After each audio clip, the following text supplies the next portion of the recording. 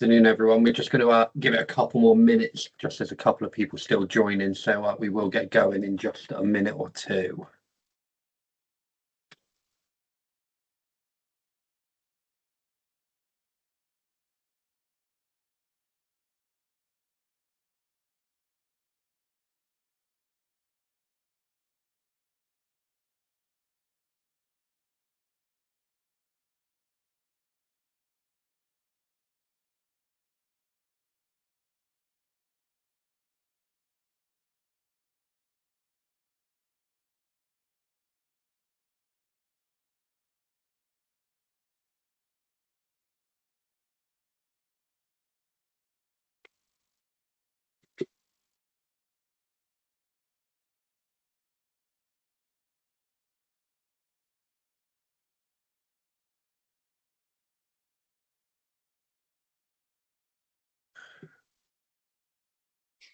Right, okay. So welcome everyone. Just to let everybody know, the session today is being recorded, and it will be shared with everyone afterwards. So if you don't manage to take everything in today, a copy of this recording will be made available to everyone. My name's Ollie. I'm the Business Development Manager for BYOD. For those of you that don't know who we are, we're an IT managed service provider based in Bath and Bristol. And I'll be presenting the webinar today with my colleague Luke, who's one of our technical account managers. So Luke's really the person who gets under the bonnet of these Microsoft environments every day, so he'll be able to provide us with some really useful technical insight into the tools available to us. Just to give you a quick run through of the agenda today, and I'll make this as kind of short and sweet as possible. We'll start with a small introduction about who we are, why we chose Microsoft as our base operating system, and why we care about the work that Microsoft are doing and how we implement that with our customers. Luke will then go through some of the features of Business Premium, some of the more underutilized features, and actually how people can be using them better, properly, and actually just configuring them in the first place. And then we'll finish by just giving you some insight into why this is important right now. So today's webinar isn't necessarily to concentrate on every aspect of what the Business Premium license provides. It's not a technical deep dive as such. It's more of a business conversation about the value that it can provide, about what you're already potentially paying for, and just making sure that everybody here is making the most of it and actually getting the most value from their Business Premium licensing. Bit of background about BZB. We were founded in 2018. The business has grown organically since then. So we started with two founders, and those two founders are still part of the business today. We're up to circa 20 staff across Bristol and Bath, and the directors of the business are still very much fully hands-on within the business, which is always good to see. There's no exit plan here, so we are really in it for the long-term client relationships. We're really trying to build this into being a major technology partner in the Southwest, and everything we do is geared towards that kind of Microsoft journey for our clients. About 2 years ago, we made a decision to this relatively central to how we're doing that, and you can see from the title of the slide, it was to go all in on Microsoft. The reasoning was relatively straightforward. Microsoft's pattern is to build for enterprise first, and then push that capability down into the SME market. Given the scale they operate at, whatever they build next is always going to end up as a market leading option. And some of the tools that we'll go through today that are underutilized in SMEs, you'll see for things like Gartner Magic Circle are market leading propositions. And it was always about being proactive. We didn't want to be reactive once a product had already landed. We always want to try and stay ahead of that curve. It's about understanding the platform deeply enough to plan, deploy, configure, and implement in depth. So we make sure that the clients we work with are actually getting the real value out of it, not just another license. You know, personally, I think Microsoft have changed the game for SMEs over the last couple of years, and Business Premium is one of the clearest examples of that happening. That's not saying that we don't use or recommend third-party products when they're genuinely needed in certain use cases, but that has to be absolutely the right call. It's not our default. you know, we're not going to push people towards a third-party product just because we haven't taken the time to configure the Microsoft option properly. And ultimately, you know, that's leaving money on the table for a lot of businesses. It would mean asking you to pay more for something that's potentially inferior. And when we can make the native tool and utilize the native tool properly. So that's kind of the lens we're bringing today.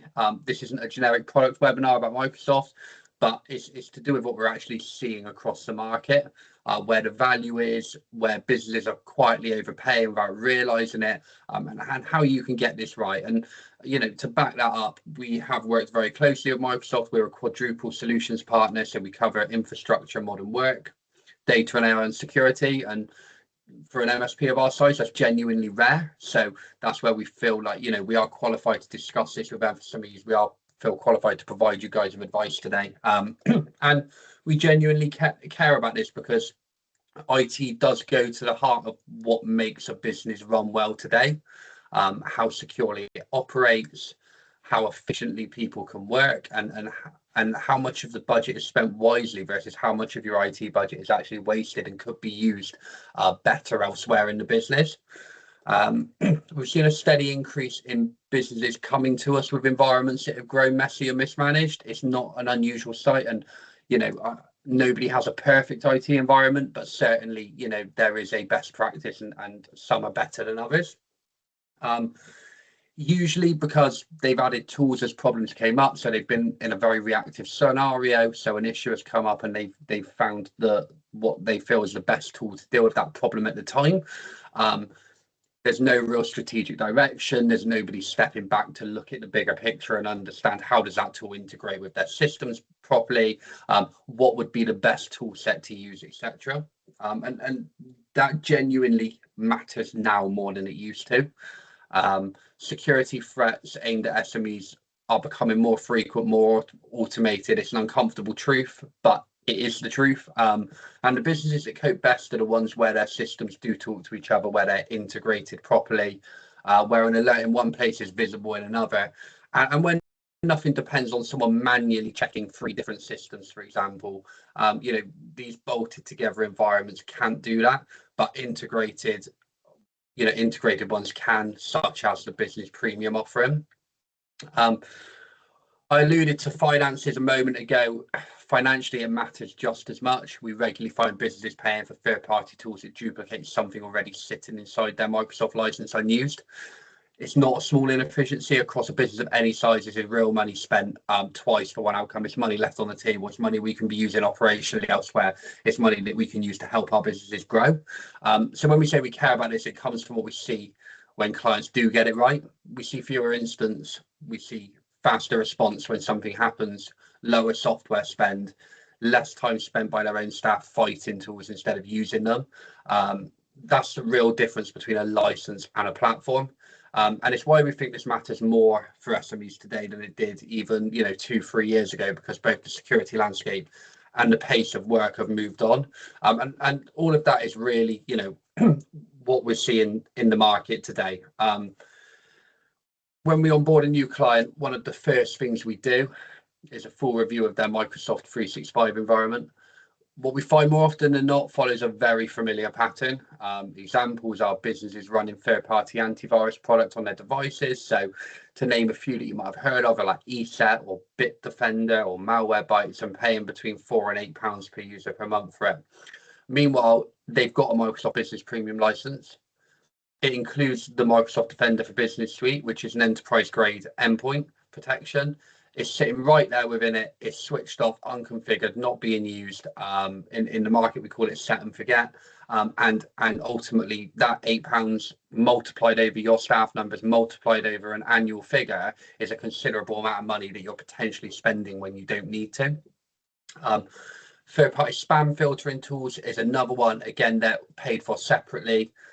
Defender for Office 365 is already included and is significantly more capable than most of those products. But again, it's not configured properly. It's set up, it's not used, and we're seeing that. And the result ultimately is double spending.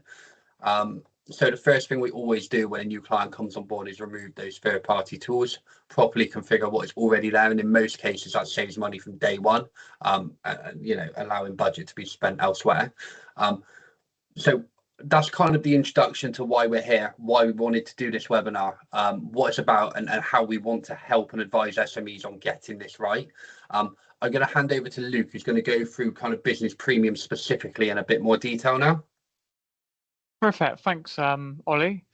So I think the first thing to start off by saying is, as part of today's webinar, every tool that we're going to talk about is already included in Business Premium. So nothing here is an add-on, nothing here is an extra cost. It's not here to sell you something new. The whole point of today's webinar is essentially to show you what you are paying for. So Business Premium at the moment is about £18.10 per month per user on an annual commitment. So that's sort of a rough sort of guide in terms of sort of pricing. If you're not already using Business Premium, then the gap between Business Standard and Premium has narrowed. So recently, Microsoft's pricing update this year has pushed has narrowed the gap really.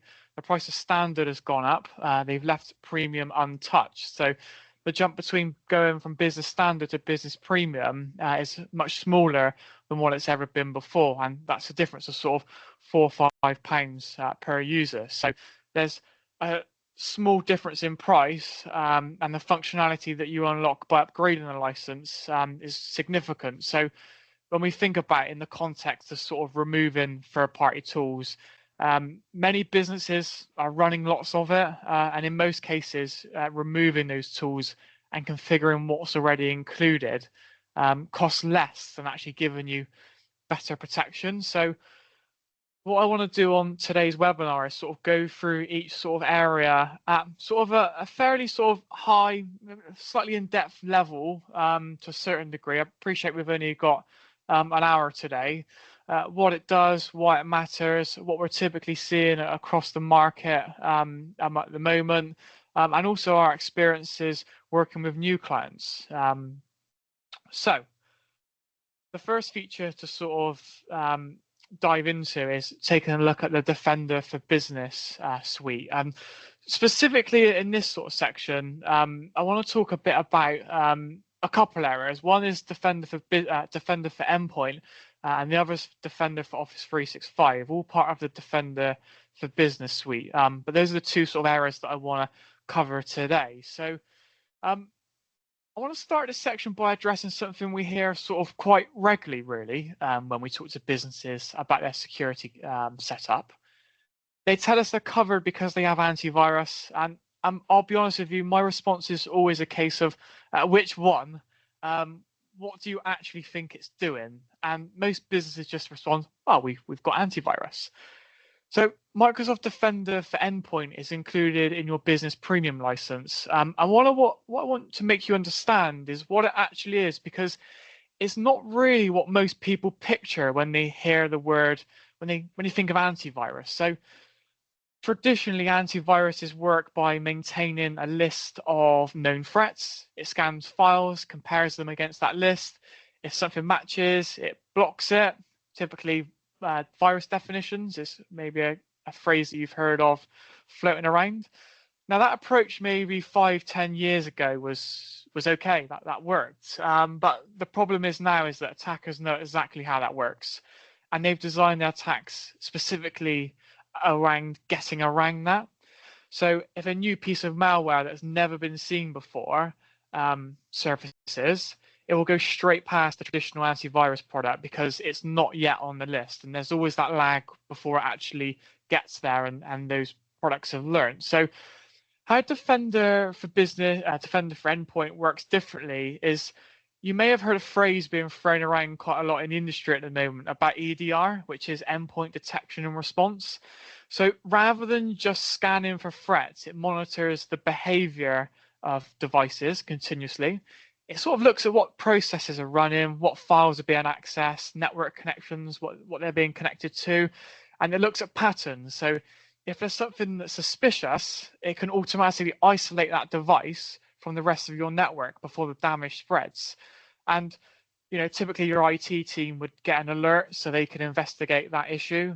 So it's fundamentally an automated response to looking at threats going on across your devices. And that's not just limited to Windows, it's Mac, it's across the entire estate of operating systems. So a few sort of areas to sort of bring to your attention, maybe that's not commonly sort of discussed, is things like attack surface reduction is one that doesn't get enough, it doesn't get talked about enough. So that's about closing off entry points that attackers commonly exploit before they can even try to have a go at your devices. Things like preventing Office applications from running scripts, blocking untrusted USB devices, stopping processes launching from unusual locations. So attack surface reduction is an area that doesn't get enough credit for the actual protection that it provides. We also look at things like web protection, and it protects users from reaching malicious or phishing sites. So even if they click what looks like a convincing link, they've got a hell of a lot better recently, probably thanks to AI, to be honest with you. Now, it works at a device level, so it applies whenever that device accesses a link or malicious phishing site. So it's not just about being on your Office network. A lot of the time it's IP related, or it's a security DNS filtering within your local network. And one of the other areas just to quickly cover is automated investigation and remediation. And what we mean by this is that when an alert fires, the system doesn't just sit there and wait for someone to look at it. It automatically investigates the threat, works out what's happened, and takes action to remediate or remove it. And for small businesses, having a dedicated security team is sometimes not affordable, especially for a 24/7 offering. And the point is, you don't need to sit there and wait for don't need to have someone, watching a dashboard around the clock. So what we're seeing is products like ESET, Bitdefender, Malwarebytes. Businesses are paying for these products, and you've got a superior product that's sat there as part of your business premium licensing, which is either completely unconfigured, which in most cases that's what we see, or it's running in a very basic state. And what we like to do is when we onboard new customers, we remove that third-party tooling and we properly configure Defender for Business using our baseline security policies, which we'll talk a little bit about later on in our webinar. And from that point, our customers are very much more protected and also saving money each month. And that's really vital to look at when you're spending with ESET, Bitdefender, and looking at what's actually included in your license. And Ollie, I'm sure you've had loads of conversations in sort of the sales process and speaking with businesses, and we see it all the time, don't we, that businesses don't truly understand what protection they have in place from their AV, and they're just sat there with a product that's ready to go and it's not configured. Yeah, I think there's a handful of MSPs that do this properly, and I would say that maybe 1 in 20 companies that I speak to actually have the business premium stack configured properly and are utilizing it properly. Just the endpoint on this for me, just to say, is another question I get asked a lot of the time is it just Windows endpoints that this works on? And the answer is no, it works as effectively on Mac operating systems. So if you are utilizing a hybrid estate across Windows and Mac devices, that doesn't affect your ability to utilize this license. Cool, thanks, Ol. We'll jump into the next sort of feature, which I loosely touched on, which was Defender for Office 365. So we've talked about protecting devices. Now we should probably look at where most sort of attacks begin. And let's be honest, it's through your inbox. Everyone's got their emails open every day.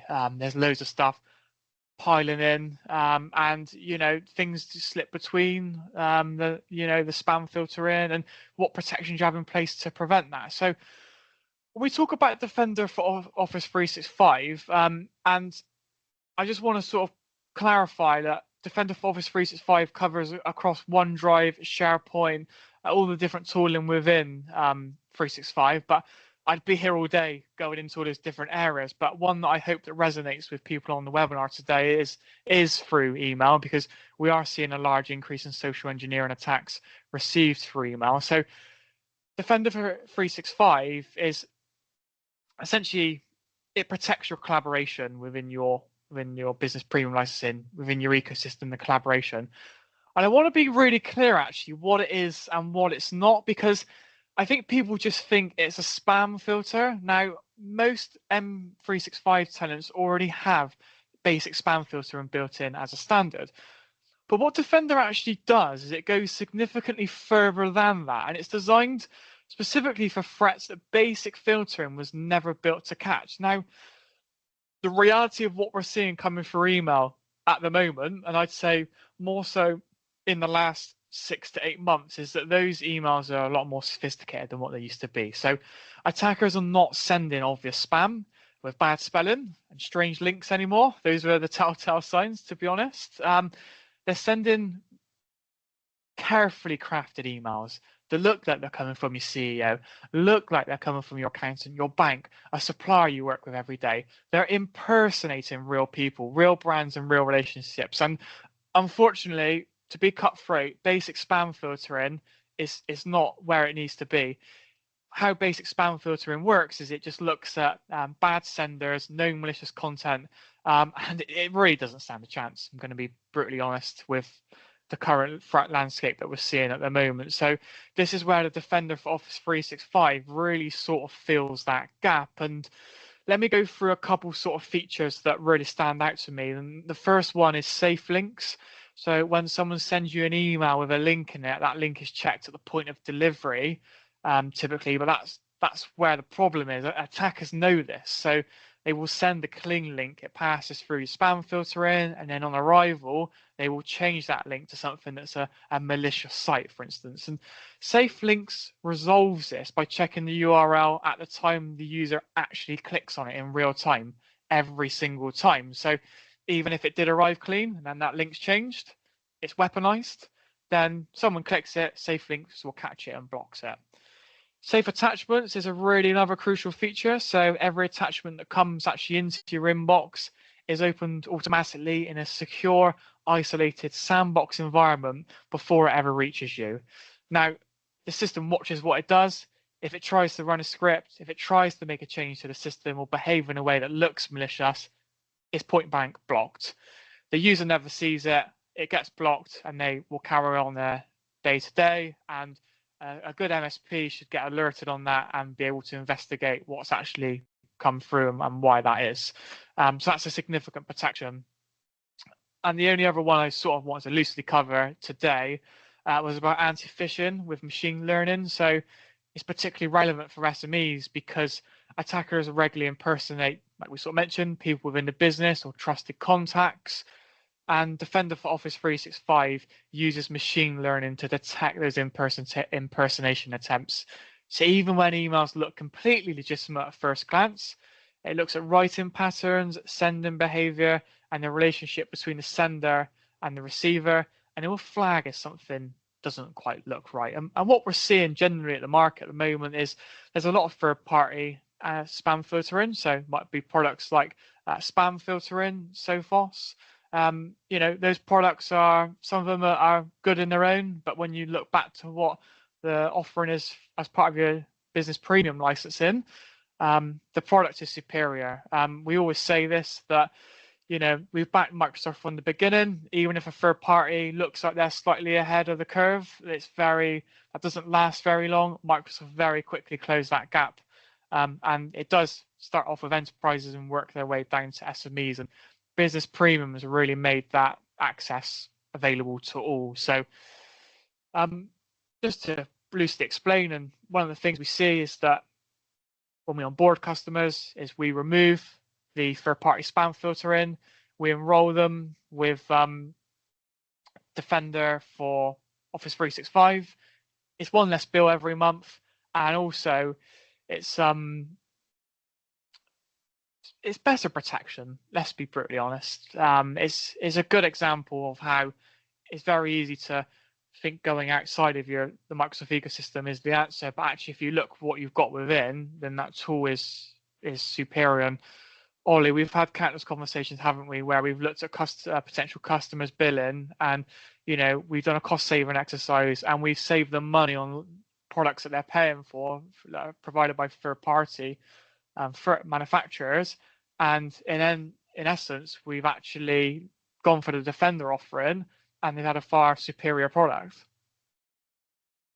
Yeah, I mean, at the end of the webinar, I'm going to provide our details and provide information on how you can check your business premium is actually working for you and properly.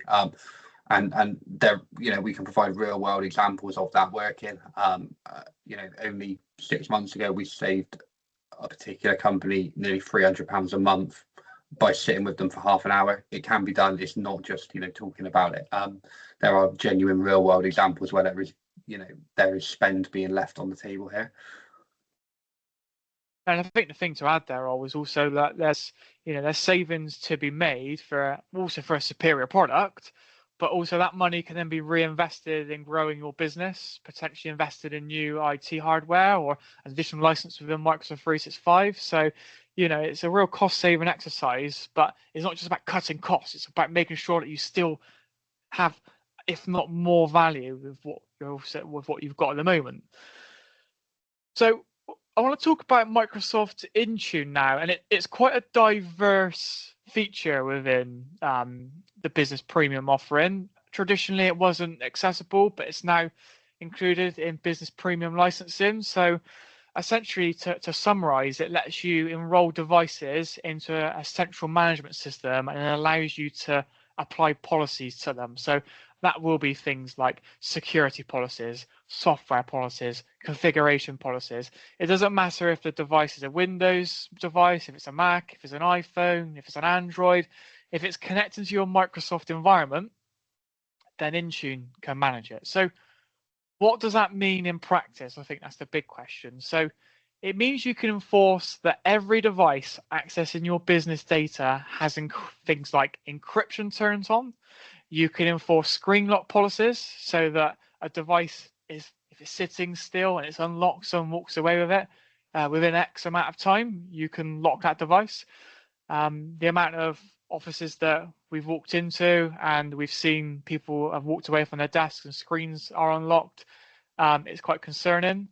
You can make sure that devices are running up-to-date software, because to be honest, outdated software is one of the most common attacks, ways that attackers actually get in. But also you can look at things like deploying applications remotely without anyone needing to connect to your machine or bring a device in. So that's a real game changer for some SMEs. They think that traditionally someone has to remote into a machine, install a bit of software. This can be all done via Intune. There's things like if your device is lost or stolen, you can wipe it, remove all your company data from it within minutes, as long as it's got an internet connection from anywhere in the world. And without really Intune, you're essentially trusting that every person in your team is doing all that themselves on all their devices all of the time. And to be honest, that's not a risk that businesses, charities should really take. They should have a consistent setup across all their devices, and understand what policies are needed to be in place to protect their business, but also provide user experience as well. So one really strong area that I wanted to highlight was a feature within Intune, which is called Autopilot. So this probably does sound too good to be true in most cases until you sort of see it working, but trust me, it does work. So traditionally, what you would see is that when you purchase a new laptop or a new piece of hardware, you would purchase it through your managed service provider. Hopefully, they're getting you a good deal, or you purchase it yourself and you send it to your MSP. They will then configure that laptop, set it up, set the end user up, and then they have to ship it directly to your end user or to your office. But what Autopilot does is it actually ships laptops. You can essentially purchase your laptops from your manufacturer. So Dell, Lenovo, HP, all the major manufacturers support this. You can set it up so that they are automatically enrolled in your Microsoft 365 tenant with Intune. So you would then purchase the laptop, ship it direct to the end user. The user will then power on the laptop, sign in. It would then install all the applications that they need. So if they worked in finance, it would make sure that the financial software is installed. It would then configure all the security policies, make sure that you've got that protection in place. And within 35 minutes, 45 minutes, it's usually less than an hour, that device is ready to go. There's no messing around. When we look at things like bring your own device, everyone, traditionally you'd have 2 mobile phones, but I personally don't want to have 2, one in each pocket. That is cumbersome. You can do application protection policies. So you can look at things like how you can control the data that's on someone's personal phone within Outlook, making sure that data is encrypted, making sure they can't take screenshots, making sure that you've got that level of protection in place so that if the employee does leave the business, you can remove the data from their phone without having to actually manage it. Now, to bring this back into how we see this across customers, is that we typically see a couple sort of environments. We see that there's either no device management in place at all, which is massive alarm bells. If you have no device management in place, I'd really think that my recommendation would be you should be considering and asking the questions why.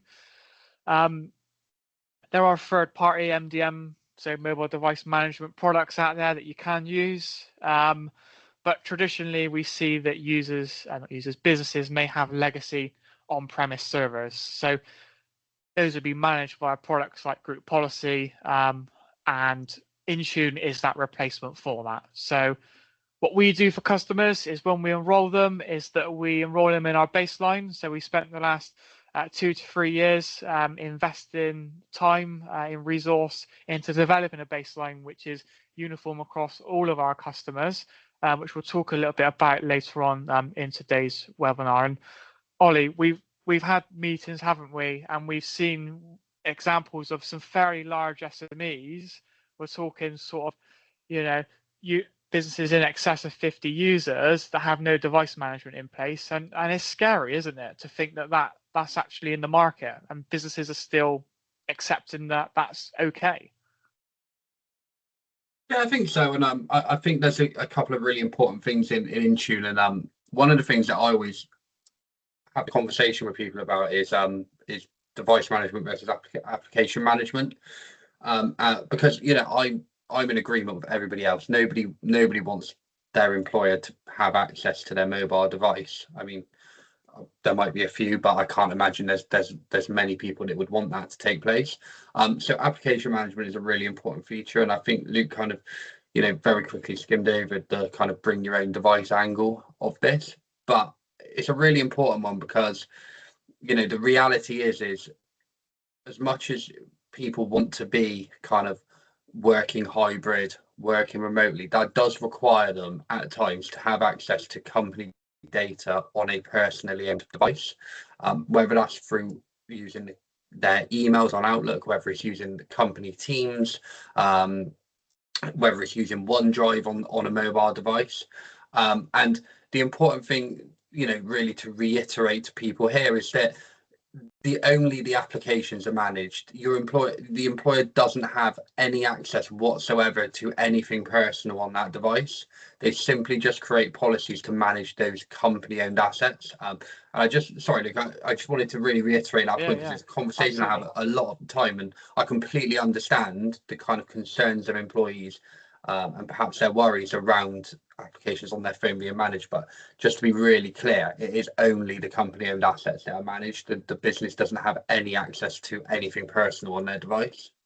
Yeah, and I have conversations with my customers, especially in the early days when we're onboarding and working to align them to our baseline and implementing features like this. I think there's a lot of complacency around, well, it's okay, we'll just let them have access to email, users access to emails on their phones, it's not a problem. But it does catch people out, and not everybody leaves a business on good terms, and you have a right to protect that data. So have these conversations, to be honest, weekly with new customers. So yeah, cool. It's a massive product in Intune. There's a lot to go over, and we'd be here all day to covering all aspects of it. The next sort of area that we want to talk today is about conditional access. So, is simply businesses. The most common way that businesses get compromised right now, okay, is because they feel that they have MFA in place. They feel that they have, well, MFA in place is going to protect them. But what conditional access policies is it's not about protecting you from sophisticated malware. It's about protecting you from people getting hold of usernames and passwords, usually through phishing emails, or if they get through like a phishing link.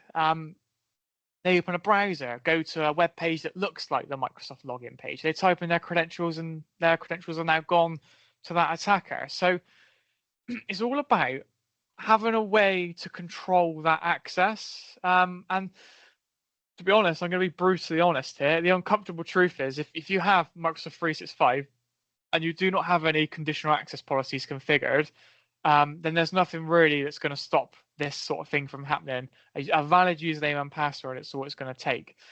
What we traditionally see is that Microsoft implements security defaults for customers. That doesn't mandate MFA across the whole ecosystem. It provides a step in making sure that MFA is configured for users, but you have no real granular control as to how people are accessing certain resources. So what conditional access essentially does is it's a set of rules that sits in front of every login attempt, and it decides what should be allowed and what shouldn't be allowed.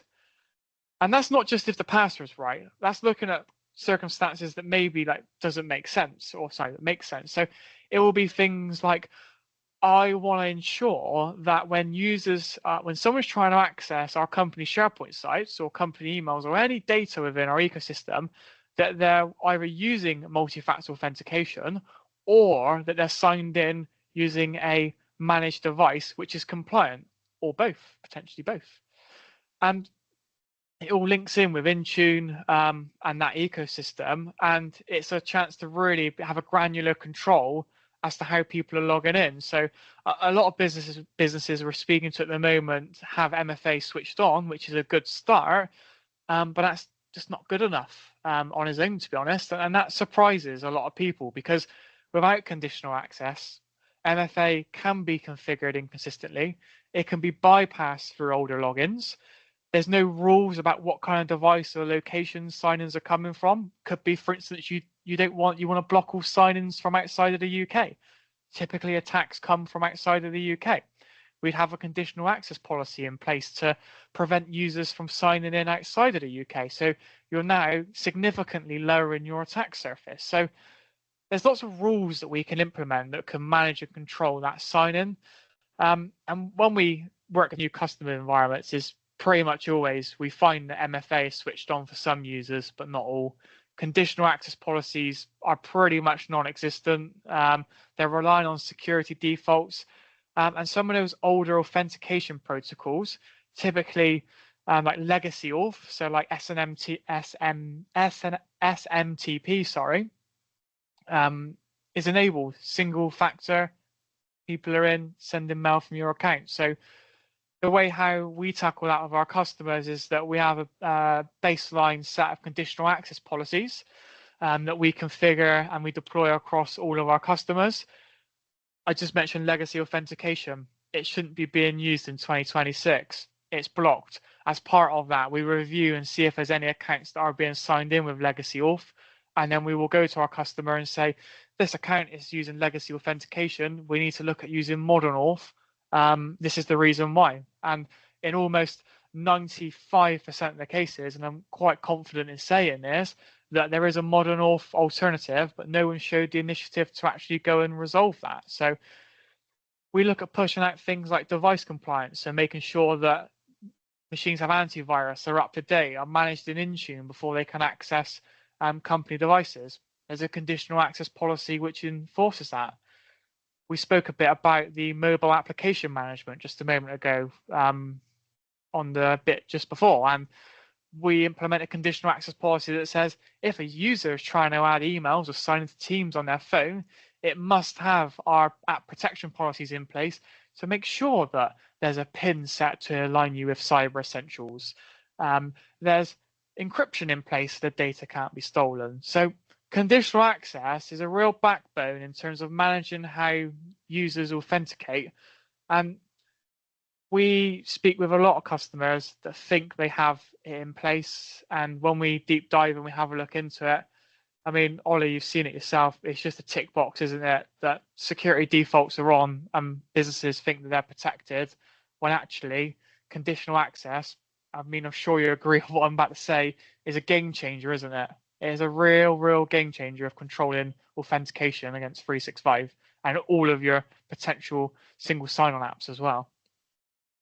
The thing with conditional access is it's got to be a proactive process. It's not, I know you mentioned at the start, if you haven't got conditional access policies, and there's nothing to stop anyone, but also if you're reactive about your conditional access policies, there's nothing to stop somebody.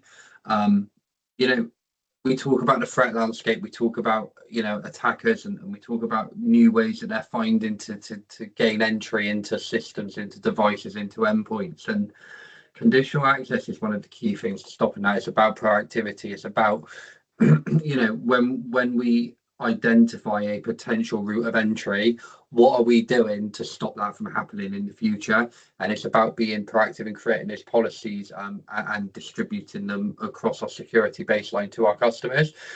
So yeah, just to reiterate, like, it's not just if you don't have it, it's not good enough. If you haven't checked it, proactively, it's still not good enough, and you need somebody there who's going to be able to check this proactively and then respond at scale to the new potential threat landscape. Absolutely, absolutely is. It's great having a conditional access policy or a couple, but the threat landscape changes every single day, and we're constantly looking at what's going on amongst our customer base. As a direct result of that, all of our customers benefit. So you have to take a proactive approach. It really is not a set and forget, which is what security defaults is, to be honest with you. The next sort of area to talk about, and I think this is the penultimate area, and I love sort of chucking that word out there. To be honest, anyone who knows me, it's quite a big word. But I want to talk about Microsoft Purview, because we've covered everything so far about Defender, Intune, conditional access, and about keeping threats out. But how do we keep environments secure from an external attack? And what's going on within the organization? So Purview is really a different conversation, and it's about controlling what happens to your data once it's inside your organization, and who can access it, where it can go, what happens if someone shares something they shouldn't, and crucially, what record exists if something goes wrong. So Microsoft Purview is actually a data protection and compliance part of Business Premium, and it consistently is the most overlooked feature in the license, hands down. And it's partly because people don't feel as urgent about people feel more urgent, about stopping a ransomware attack. But for businesses that handle client data, financial records, or anything that falls under GDPR, which is pretty much anything nowadays, to be honest with you, it's something that regulators and insurers are increasingly looking at. So I'll go through a few of those features, and I appreciate the time is sort of ticking in terms of today's webinar, but we're looking at things like security labels and classifying documents so that we know which things are internal, which things are confidential, which things are client data. And those labels are not just visual labels, but they also can have a set of rules set against them. So for instance, a confidential document cannot be forwarded externally. You can have loads of different rules if this do that. So if this do that based on a sensitivity label against a device. And users can set these and apply them manually, which helps build awareness, which gives good habits around data handling, or you can set policies that actually apply them automatically based on the content of a document. So for example, if a document contains a national insurance number, then that automatically gets classified as confidential, and you have your policies to protect that. You can look at things like data loss prevention, which goes sort of a step further, and that's basically looking at actively preventing it leaving the organization in the first place. So you can set it that if a policy detects someone's trying to email a spreadsheet containing bank account numbers to external address and it blocks automatically, it's flagged to review. The same thing applies in Teams, SharePoint, OneDrive. That whole policy works across the entire Microsoft environment. And like I sort of mentioned, for these businesses that are handling this sensitive information, it's there in your license, it's waiting to be used.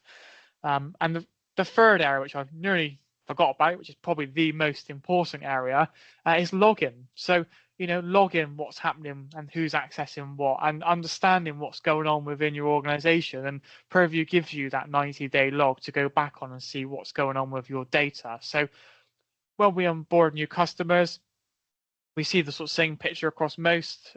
Most aren't using it. Some people don't feel the need for it.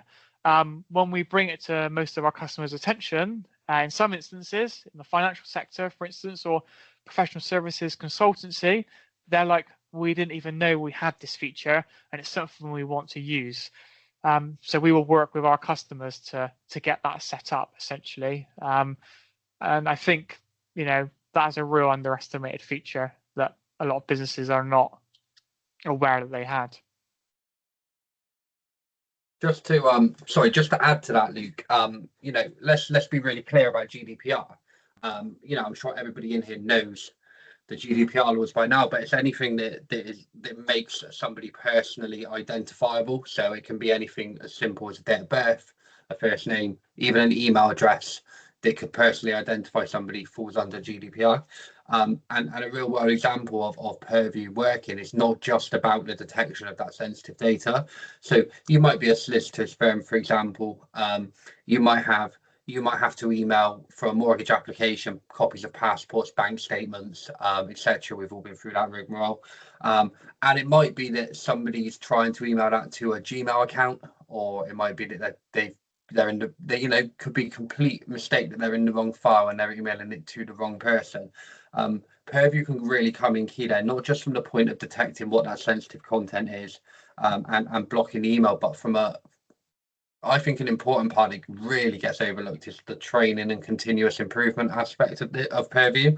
So informing the user why that content was blocked, making sure that incident is logged properly, alerting a compliance officer in the business, and all of this can create an aspect of training and continuous development for staff around GDPR, around data loss prevention, and making sure that actually people are learning from these experiences. Not just, the technology is great, but we shouldn't just put our trust fully in technology. And it's about how can we train our people, how can we develop them, how can we make them better. Absolutely. I think training is a big part of this as well, and getting your team interactive with classifying documents is really important. The final feature to go through today, and like I sort of mentioned, there's so many features worth talking about, but there's only so much time that we can have on today's webinar, is Microsoft Entra ID, and that's essentially the identity platform behind your entire Microsoft 365 environment. So every time a user logs in, every time someone accesses an app, a device, everything goes for Entra ID. It's essentially the gatekeeper for everything within 365. Now, Business Premium actually includes Entra ID P1, which is an enterprise-grade version of that platform. And I think the thing to make it very clearly is that until recently, that was something that only large organizations actually had access to. That's the kind of controls that's the level of what you had to be a certain enterprise grade organization to be able to afford that. But that capability is now within your business premium license. And the vast majority of businesses that are on that license have never really touched those features. So let me walk through what sort of features matter most in practice. So single sign-on is a big one. Rather than your team managing usernames and passwords for every application they use Entra. Link it to your Microsoft 365. It's all controlled within your Microsoft ecosystem. we'll link back to the conditional access policies. We'll have a conditional access policy in place that says if a user's accessing an accounting platform, they must be signed in from a compliant device. Covers you. Maybe you want to enforce MFA. You want to verify again. You're controlling access to those third-party products, and a lot of those features are not available in those SaaS products. We look at things like group-based access management, where it's particularly valuable when you say a user joins the firm and they're in the finance department. Well, they are part of a finance group. What do they get? Well, they get an app that's deployed on their machine for your financial systems, or certain policies that are dependent on that role, but most importantly, limited to just that role. And what we regularly see in clients is a real sort of mash of permissions assigned individually to users, no real management of groups or roles. And typically, this is a real big one and a real scary one, admin rights being assigned broadly, often because it is the easiest thing to do. No one wants to take the time and understand what specific role a user should have within your Microsoft 365 tenant to be able to achieve what they need to do. So what I mean by that is if you need someone to get the ability to reset a password, you don't give them a global administrator right. You refine it down to a help desk administrator role so that they can just admin the users. So that's a sort of brief summary over Entra, because I appreciate we're sort of running out a little bit of time on today's webinar, but it really does manage your user accounts, SaaS products, everything links into it. It's the heart of the Microsoft ecosystem. So I think Ollie's going to jump into a little bit about the business case now, save my voice a little bit and sort of cover that area, and then we'll talk a little bit about the baseline quickly that we've developed. Yeah, so I will try and rattle through this. I appreciate we've only got a few minutes left, everyone. So look, you're already paying £18.10 a user a month for business premium, and you're probably thinking, Ollie, stop banging on about it, but are you really getting the value of it? And in my experience, you're not. You know, many of you are going to be paying separately for tools that business premium already replaces, and I feel like a broken record, but it's just so true. You know, antivirus, email filtering, device management, automation tools. Go away from today and add all of those up, you know, around overspend per month. And often, you know, the savings are considerable. Another really important aspect for everyone to consider is cyber insurance is becoming more and more needed across the SME market.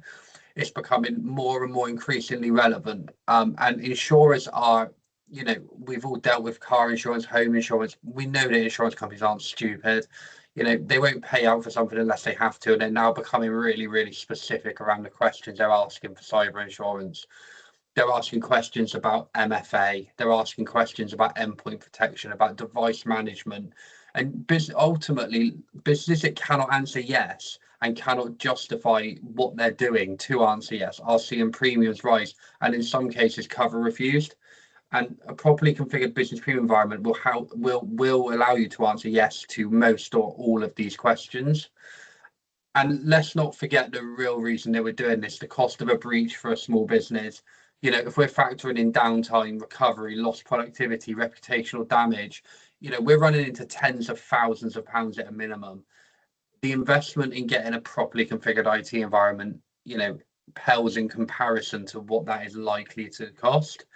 And so the message is simple. Look, you're paying for it. The question is it switched on and configured correctly? And I think as well, you know, from a baseline point of view, when a business comes on board with us, the first thing we do is a full review of their 365 environment. We look at what's configured, what's not, what third-party tools are in place, and what the gaps are. We then deploy our baseline. It's 2 to 3 years of development, real client experience, Microsoft expertise, all rolled into a really structured configuration that brings everyone up to our standard. From there, we manage, we monitor, we update that configuration ongoing. Every client benefits from every other client's successes and mistakes, frankly. And when we learn something new, it always goes into that baseline. And that's the piece I was talking about being really proactive around how we monitor our baseline and how we are able to deploy our baseline at scale. our Microsoft Solutions partner statuses, the accreditations, they're not just a badge. It is clear evidence of the investment made to be genuinely expert in this field. And I think if you're going to take 3 things away from today, the first one would be Business Premium is a full security and device management platform, not just email and Office apps. Having the license is not the same as being protective and being configured and having a platform.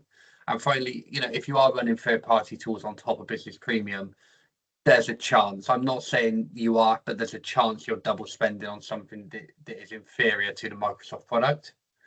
I want to end by saying, kind of, if there's anything we've spoken about today that resonates with you, obviously we'd love to have a conversation with that. We'll send a copy of the recording, we'll send a copy of the transcript, and also, an invite from us to a no obligation free Business Premium health check. It takes half an hour, but in the long run, it could save you money, it could save you operational downtime, it could save you, it could save you a lot. So yeah, that was kind of everything from me and Luke today. Obviously, we've got a few minutes left. I don't know if anybody did have any questions they wanted to ask, or outside of that, if you don't want to ask them in this forum, that's absolutely fine. You'll be provided with contact details from myself and Luke. You're more than welcome to email us anytime. But yeah, appreciate everybody coming today. But yeah, I just want to open it up and just see if anyone does have any questions.